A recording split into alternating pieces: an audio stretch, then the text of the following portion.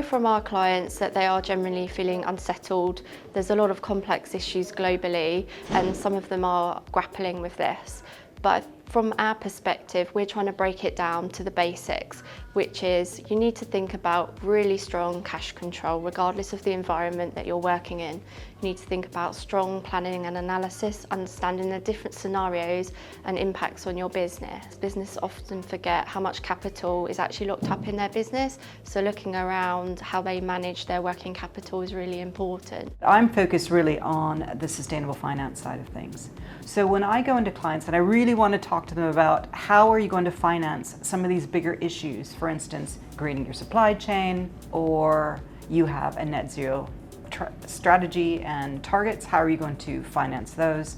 Then I'd like to talk to them about how do they see themselves financing it using a variety of different financial products.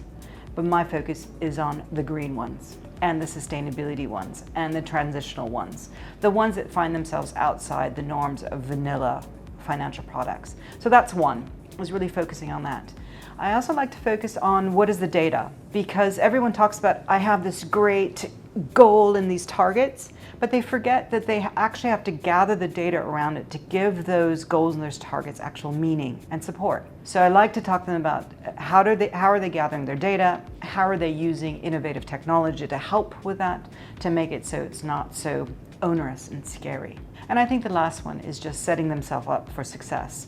You know, sustainability should not be an add-on. Sustainability should be something that you add and is part of your growth strategy. So when you look at growing your company, making it much more resilient, looking to enter the 21st century, sustainability issues need to be part of that dialogue. And how do you make it so it's part of that dialogue and help you grow, help you be resilient, and help you actually be successful and how the world's changing around you?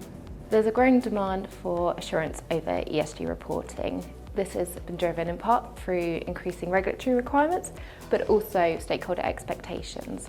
So to date, assurance has been a competitive advantage, something to show you're taking it seriously, but it's very much becoming a norm and an expectation of stakeholders. The trend for the future is that this is going to increase. To enable the progression to reasonable assurance, the key fundamental point and the foundation is to have a robust control framework in place, very much building out the controls you have for financial reporting into non-financial reporting. It's critical that businesses need to be able to strike a balance between pursuing growth opportunities and maintaining their resilience.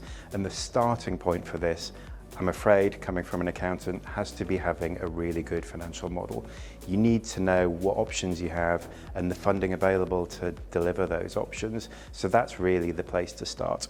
A company can consider its growth opportunities in terms of the return on the investment that it might make pursuing them. So again, a financial model can help a company to do that. And get advice, talk to people. It's good to, I think, socialize these things and get a wide variety of views before you commit to going one way. Don't forget to keep an eye on the basics as well. Your existing business can be optimized around pricing, around efficiency and supply chain. Optimize what you've got as well as looking for opportunities elsewhere.